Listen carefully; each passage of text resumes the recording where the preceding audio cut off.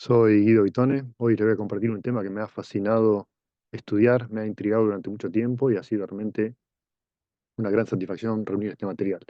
Se trata nada menos que del volcán Lautaro, un gigante poco conocido y además un volcán activo. Esta historia, digamos, este tema conjuga exploración, historia, geología, glaciología, que lo hace muy atractivo. Bueno, si buscan en internet van a encontrar algo de información, como siempre, Wikipedia incluso, algunas buenas fotos como en el Ande Handbook, la que le mostré antes, y esta, en algún blog de montaña, con algún relato también, por ejemplo, en este que vemos acá.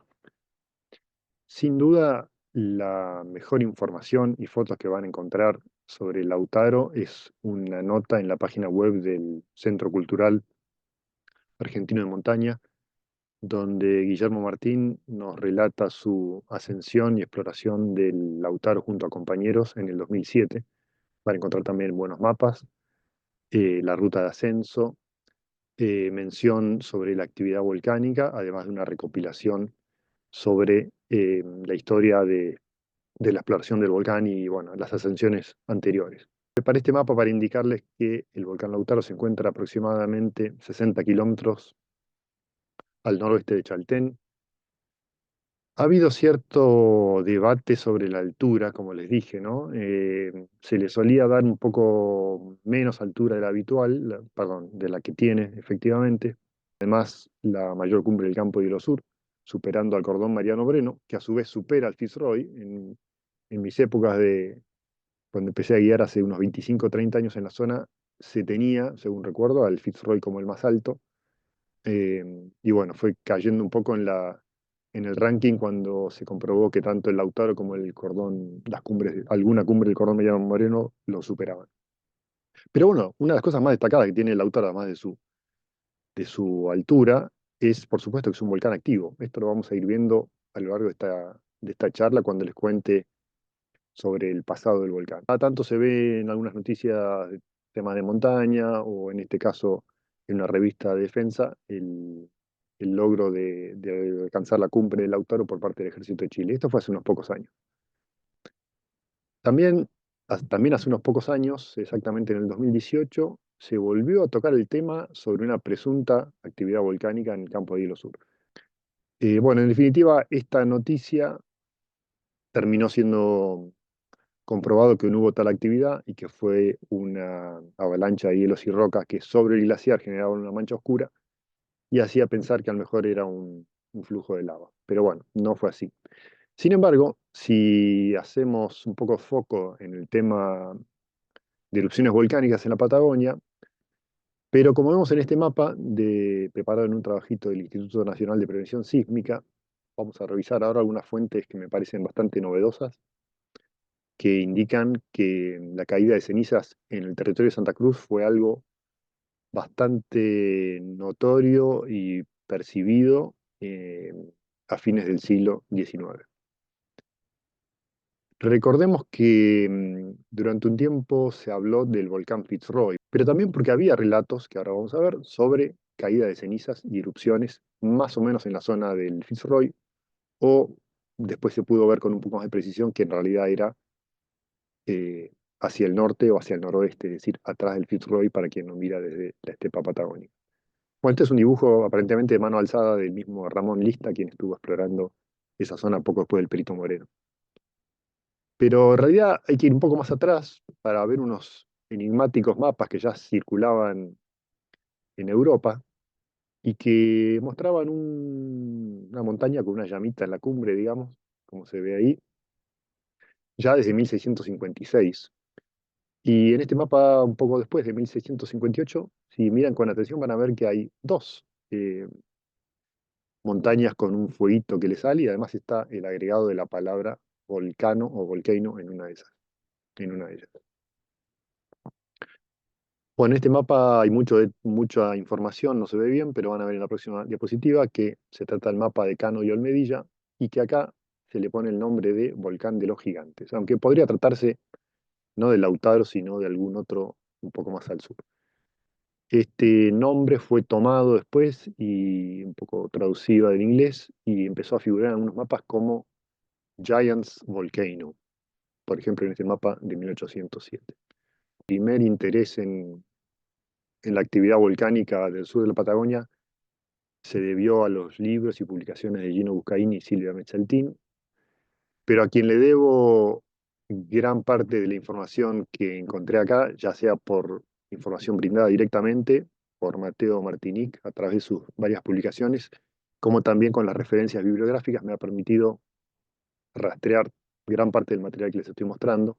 Por ejemplo, esos mapas antiguos que están ahí, que son analizados por Mateo Martinic. También las referencias de viajeros en el siglo XIX. Le debemos a Mateo Martinic, en su publicación que recién indicaba, el rastreo de esta imagen, que es el primer registro gráfico del actual volcán Lautaro en erupción. Mateo Martinic pudo rastrear la bitácora de la embarcación, que es el Gannet, y que con gran precisión nos indica que el día 8 de agosto de 1879 pudieron observar una densa columna de vapor expulsada repentinamente del cráter de una montaña, que ascendió rápidamente hasta una altura de 5 o 6.000 pies y adoptó una forma parecida a un hongo. No solo la descripción es muy acertada, sino que además pudieron estimar la ubicación con gran precisión, sin lugar a dudas la ubicación que conocemos actualmente para el volcán Lautaro. Pero bueno, Moreno ya se había adelantado unos años antes y a través de sus viajes remontando el río Santa Cruz y su conversación con los tehuelches, ya se había tomado la libertad de llamar al Chaltén o asignarle el nombre de Fitzroy, dando por seguro que se trataba de un volcán activo. Ramón Lista, que ya lo cité hace un rato, él también sostiene que se trataba de un volcán, pero que, bueno, que había una cierta discusión al respecto, ¿no? Una relativamente reciente incorporación a la literatura que trata sobre Patagonia en general, Patagonia Austral en general, y también una mención muy importante sobre la actividad volcánica en Patagonia Sur es el diario de William Greenwood, recientemente publicado por unos investigadores que viven en la zona de Puerto Natales, creo, Gladys Grace Paz y Duncan Campbell. Bueno, lo que yo recorté ahí es de la versión a la que yo tuve acceso, que está en inglés. Y acá claramente Greenwood dice que vieron que más allá del Chaltén, es decir, atrás del Fitzroy, se veía una columna de humo subiendo como una espiral que demostraba que el volcán de los gigantes estaba todavía en actividad. A su vez, Greenwood sufrió en carne propia las consecuencias de esa erupción porque pocos días después estuvieron prácticamente sepultados por ceniza volcánica que les trajo un montón de problemas. La casi asfixia que sufrieron, las medidas que tuvieron que tomar para sobrevivir y encontrar agua en un paisaje totalmente transformado por la caída de cenizas en abril de 1883. Pero ¿qué pasa? Para 1884 tenemos también varias menciones. Me inclino a creer que fue un periodo de actividad bastante continuada. También a Ramón Lista en la publicación anterior, pero acá hay un agregado con una llamada, con un punto 1, donde dice, donde Lista cita a un vecino de Punta Arenas de improviso, cuando se encontraba a orilla del lago, no queda claro si es el lago argentino o el lago Viedma, empezó a caer un polvo tenue y grisáceo. El volcán lanzó al aire enormes llamaradas que semejaban un incendio y el lago se iluminó fantásticamente. Bueno, la verdad, tremenda descripción. Las cenizas que cayeron durante la tarde precediendo la erupción nocturna quemaban las hojas de las hayas, es decir, de los notofagus. Esto coincide con otras observaciones similares que ahora vamos a ver. Esto me parece algo bastante inédito, lo encontré de casualidad. Es un informe del capitán Oneto que en ese momento se encontraba en Puerto Deseado, está publicado en el boletín del Instituto Geográfico Argentino, y nos dice lo siguiente, que el 24 de mayo, aparentemente esto sería 1884, la zona del río Santa Cruz había sido invadida por una lluvia de cenizas que continuó varios días. Ahora bien, fíjense que acá Oneto cita a Moyano y dice que Moyano decía que no proceden del volcán Chaltén, sino de un volcán todavía no conocido. Y acá Moyano es el primero que parece se atreve a contradecir a Moreno diciendo que el Chaltén no es un volcán. Estas cenizas también cayeron en Puerto Deseado y Oneto las había observado también ese mismo año. Bueno, acá Moreno agrega algo más en una publicación posterior, pero ya estaba establecido por Moreno en los mapas, varios de este estilo que circularon en esos años, donde estaba claramente marcado al noroeste del lago Viedma el volcán Fitzroy. Acá hay una cita también que encontré que a mí me intrigó, donde Caldenius dice que en mayo de 1891 fue sorprendido el territorio de Santa Cruz por una lluvia de ceniza. Bueno, esto me intriga porque es la única referencia que encontré sobre 1891. Fui al material de Burmeister esperando encontrar esta referencia a la que Caldenius mencionaba y no encontré eso, que Burmeister parece algo escéptico sobre la actividad del Fitzroy.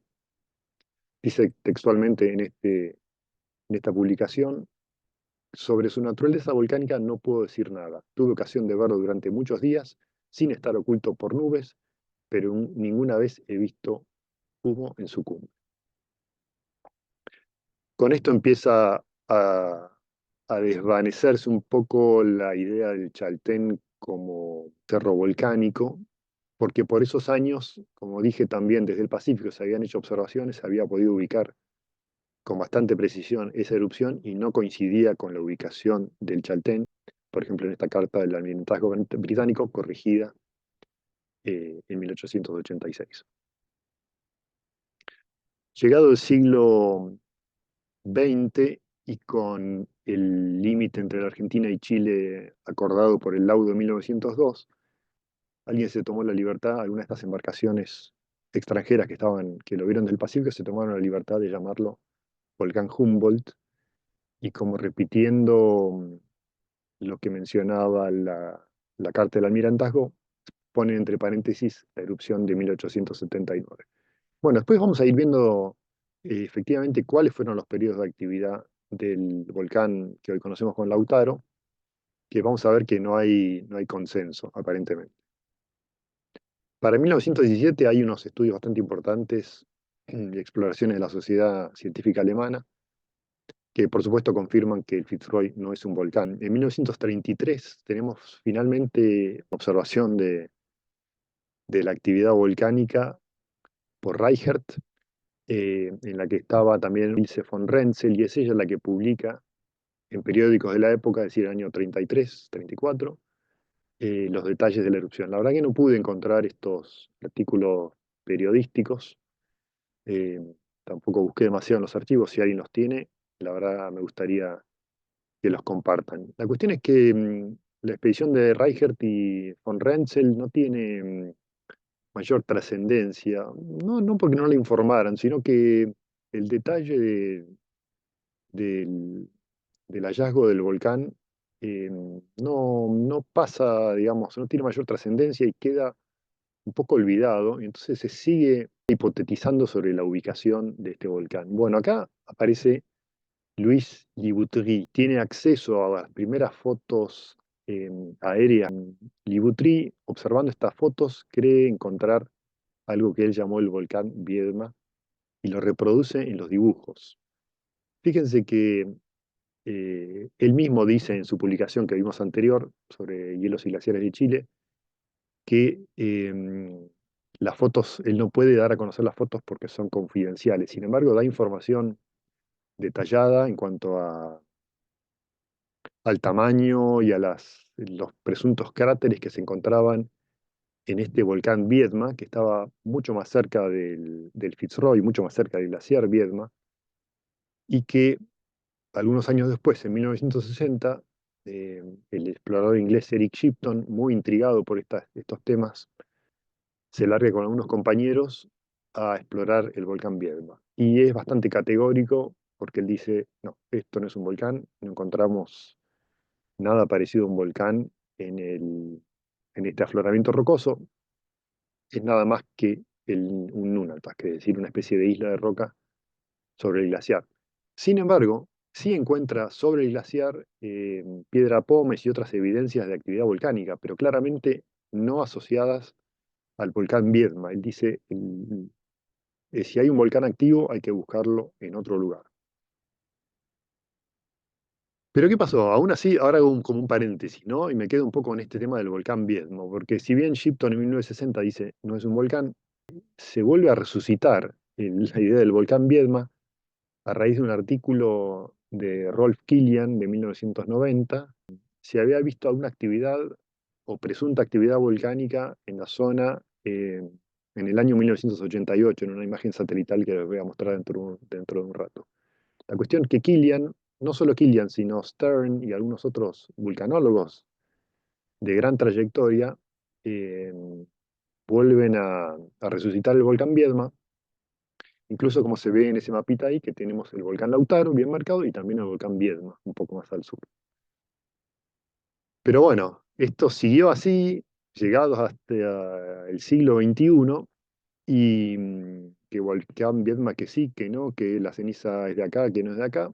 Y Jorge Blampied, geólogo argentino, a quien tuve la suerte de conocer y conversar con él en esos años, cuando los dos éramos guías en la zona de Chaltén, él estaba trabajando justamente en comprobar esta supuesta teoría del volcán Viedma y en su trabajo de campo en 2011 y 2012 es categórico en el sentido de volver a desactivar la idea de este volcán en el Nunatak Viedma. Saca fotos, explica, se analizan las rocas, explica las geoformas y es categórico en las conclusiones, donde dice no hay evidencia de actividad reciente o pasada en el Nunatak Viedma. Bueno, ¿cómo seguimos? Libutrí. La verdad, Libutrí es conocido como el padre de la glaciología moderna o de la glaciología de montaña, gran trayectoria, sobre todo en Chile. Pero bueno, Libutrí, él estaba seguro que actividad volcánica había. El tema era dónde estaba, ¿no? Si no era en el Nunatak Viedma, había que buscarla tal vez en otro lado, porque había claramente cenizas y material volcánico arrastrado por el volcán Viedma, perdón, por el glaciar Viedma, que tendría al menos parte de su cuenca cerca hoy sabemos, del volcán Lautaro. Pero bueno, Libutrini no pudo dar con la ubicación. Por supuesto conocía las referencias de Agostini y también de Kenzel.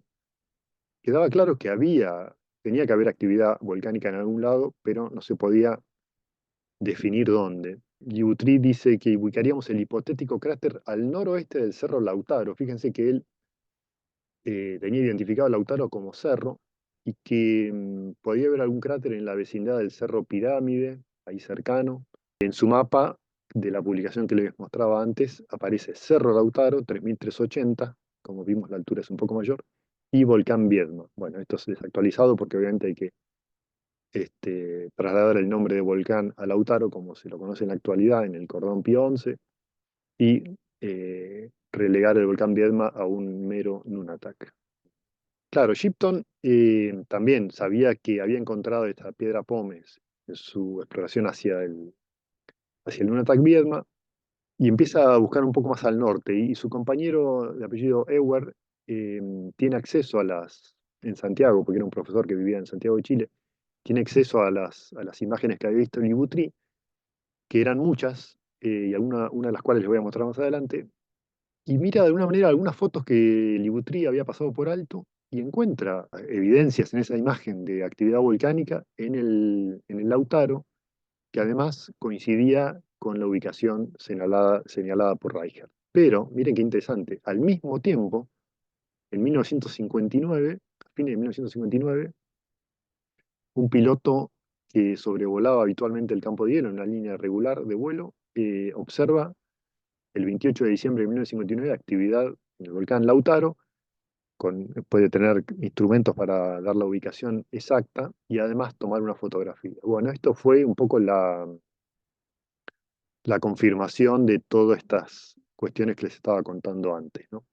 Pero bueno, Egipto no sabía de esto y en realidad ya se estaba lanzando en esa misma época, el 4 de enero de 1960, con el objetivo de alcanzar el volcán, gracias a la información que había visto su compañero en las imágenes satelitales y también con el dato de Reichert, más la información que le había proporcionado un explorador, montañista y vulcanólogo argentino, que es Hugo Corbela, a quien también tuve la suerte de conocer, y que con bastante mala suerte se había aproximado al volcán, pero no había podido confirmar eh, la observación de Reichert. La cuestión es que con todos estos antecedentes, Eric Shipton y sus compañeros, entre ellos Eduardo García y Sedomir Marangunic, se internan desde la zona del lago San Martín y logran llegar al pie del volcán y observar nada menos que una gran erupción donde fluía una espesa columna de vapor que se remontaba por el aire varios cientos de pies y después cubrió el, el glaciar de ceniza, como después relataría en esta publicación en el Geographical Journal eh, de 1960. Bueno, perdonen que hay muchos de los textos están en inglés, pero esa es la publicación original y la verdad quería mostrarlo así en la imagen original del texto, no con una traducción. Pero bueno, ve que en la parte norte del hilo cumbrero del Lautaro, ve como una gran fisura oscura que contrastaba contra el blanco del hielo y donde salía una nube de vapor. Y que después pudo ver una erupción propiamente dicha con caída de cenizas que oscureció una parte importante del cerro. Bueno, llegamos ahora un poco a la parte montañística, pero que también tiene observaciones volcánicas, porque en 1964 Pedro Squarcia y Luciano Pera logran la primera ascensión del volcán Lautaro, con un mérito muy destacable de perseverancia, a pesar de las dificultades que encontraron, que esto era exploración en el sentido más puro de la palabra, en el sentido que había como falsas cumbres, tuvieron que descender, identificaron como un cráter, pudieron ver las fisuras de donde emanaba vapor y un fuerte olor sulfuroso, y encontraron un cráter activo de 2 metros en diámetro, de 2 metros de diámetro. Bueno, esto también, de vuelta, acá tengo que hacer referencia a la publicación que está en inglés. También hay unas fotos de esta expedición muy interesantes, fíjense la carpa ahí y los esquíes de la expedición de 1964, publicada también, como les decía, en el mismo sitio web que les dije del Centro Cultural Argentino de Montaña, que reúne una excelente cantidad y calidad de información, tanto en investigación, la redacción y la documentación fotográfica.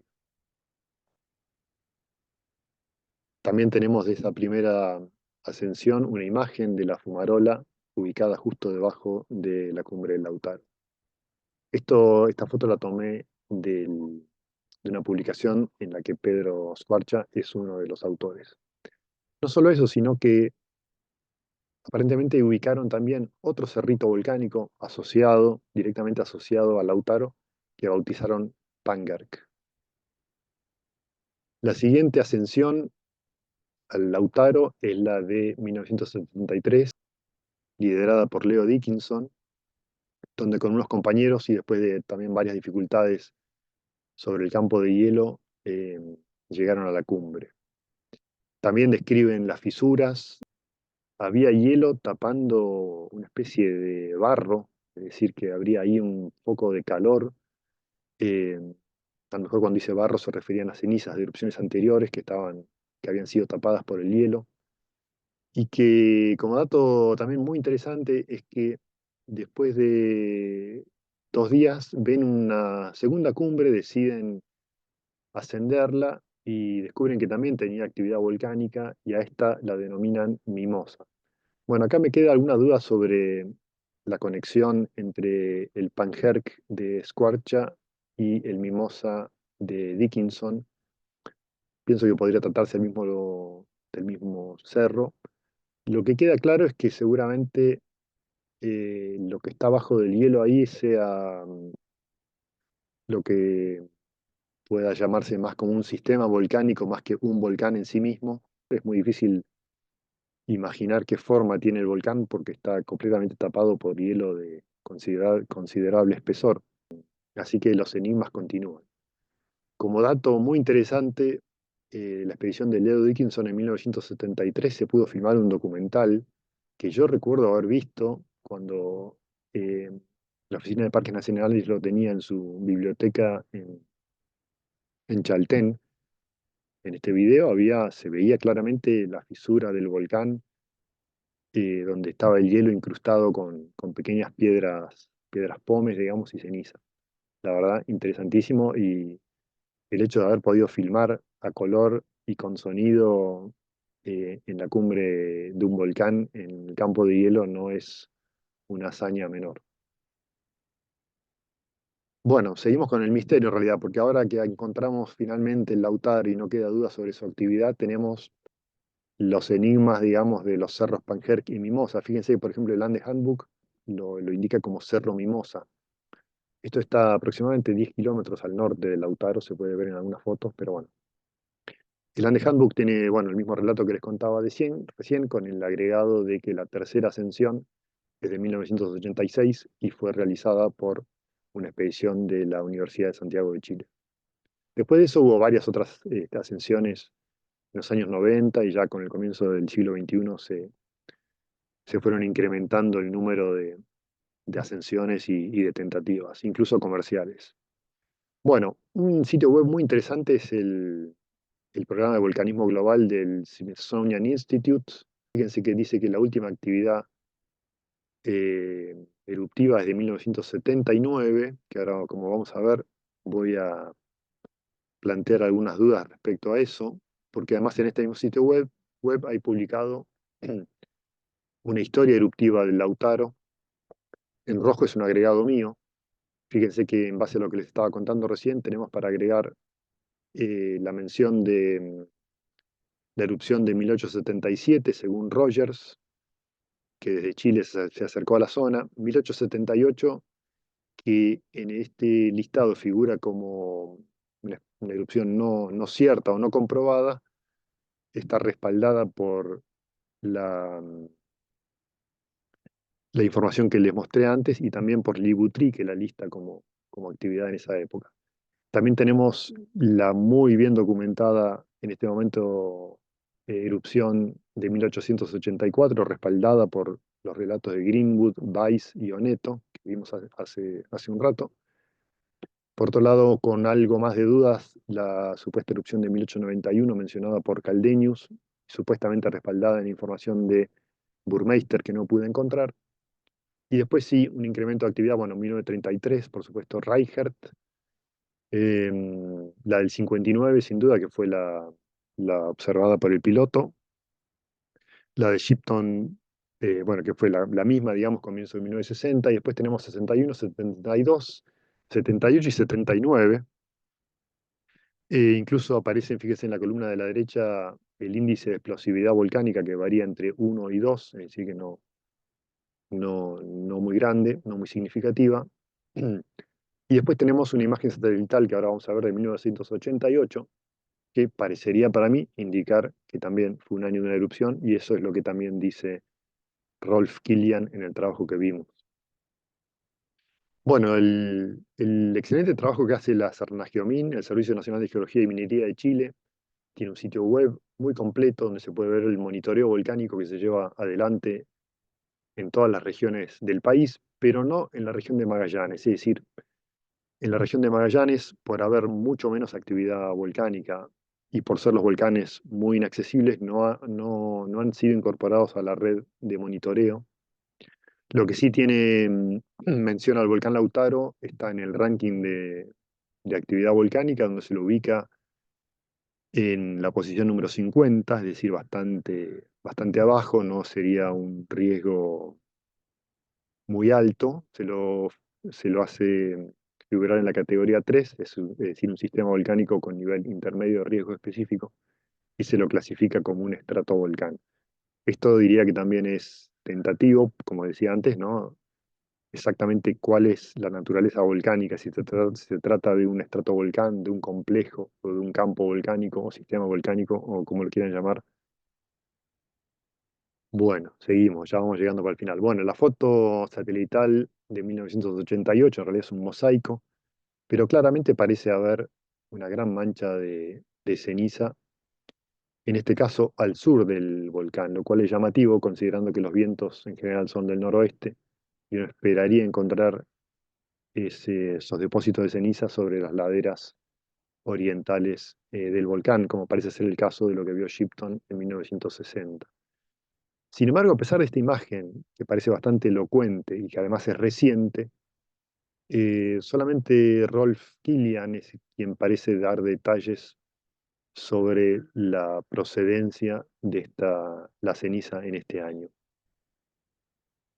Por último, hay un tema muy interesante y que es que por encontrarse el volcán Lautaro en el campo de hielo y ser un punto caliente, estaría afectando el comportamiento de los glaciares. Sobre esto hay algunos trabajos muy interesantes, fundamentalmente de Andrés Rivera, que a través de su sitio web glaciología.cl es para mí quien más se ha ocupado de estos temas. Tiene varios trabajos que se pueden bajar o leer en su página de internet. Y en este caso, parecería ser que la influencia de la actividad volcánica del Lautaro estaría afectando al glaciar Pío 11, que es el glaciar más grande del campo de hielo sur, y estaría afectando a este glaciar en mayor medida que otros que también podrían, de alguna manera, estar influenciados por el punto caliente del volcán Lautaro. Fíjense qué interesante esta, esta imagen, de alguna manera, reconstrucción tridimensional, donde muestra el volcán Lautaro, su cercanía con el cordón Mariano Moreno y cómo entre ambos conforman la gran cuenca del glaciar Pío XI, que ha tenido cambios muy notables a lo largo del siglo XX. Esto, como les decía, muy bien detallado en la página glaciología.cl de Andrés Rivera. Y además tenemos acá finalmente, como para ir cerrando, la famosa o una de las famosas imágenes aéreas conocidas como trímetro GON de mediados de la década de 1940. Se agrega sobre la imagen la ubicación del volcán Lautaro y la variación en los frentes del glaciar Pío XI. Bueno, con esto vamos cerrando. Contarles que una alumna de Andrés Rivera hizo una memoria para optar por el título de geógrafa en la universidad, que no alcanzó a leer qué dice ahí, eh, pero que nos dice que según Martinich son cuatro las erupciones. Fíjense que esto varía bastante con respecto a lo que les mostraba recién. Para Martinich tenemos 1876, 78, 1933 y 1950 y 60, pero vimos que hay algunas posteriores. Eh, y que la actividad volcánica también está reflejada en los depósitos como bandas transversales de depósitos de tefra provenientes del volcán Lautaro en los glaciares Chico, Viedma Occidental y Grib, y que estos depósitos también cubren el sector occidental del volcán. Son factores que indican que el Lautaro es un volcán activo con al menos dos erupciones en el siglo XX, según Motoki, es decir, menos erupciones de las que estuvimos viendo recién. Tenemos acá otra vez un lindo gráfico con los frentes del glaciar Pío XI, que fue el nombre que le dio de Agostini a este cordón. Tenemos el detalle que este glaciar ha avanzado y retrocedido en varias ocasiones, incluyendo un rápido avance en 1926, retroceso en el 45, reavance en 1963, con un comportamiento bastante errático e intrigante que podría estar relacionado con la actividad volcánica del Lautaro. Con esto los dejo, como siempre, invitándolos a que comenten, pongan me gusta, compartan y se suscriban, que esto es una gran ayuda para seguir con este trabajo. Me gustaría también adelantar un poco como spoiler que tal vez podamos conversar con alguna de estas personas que nombré, así que es posible que esto tenga una secuela. Hasta entonces, me despido y hasta la próxima.